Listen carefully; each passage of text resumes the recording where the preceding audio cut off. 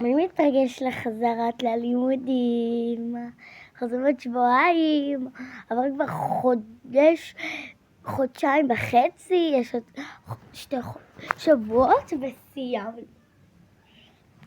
אני ממש מתרגשת, וכאילו, איך אני אגיד לכם, אמא שלי קנתה לי מלא דברים, תיקים 2, 1 לטיול שנתיים, קנתה לי 4, 1 לטיולים שנתיים, 1 נצא לירושלים, תיק כזה, זה כתוב עליו, ירושלים של זהב, כאילו כיתה ד' הולכים לשם.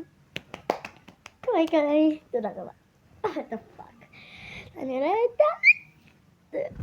איזה כיתה אתם עולים? אני אעשה עכשיו סרטון של ביי א', ביי ג', ביי א', ביי ב' וביי ג' ושלום ד', אז ביי.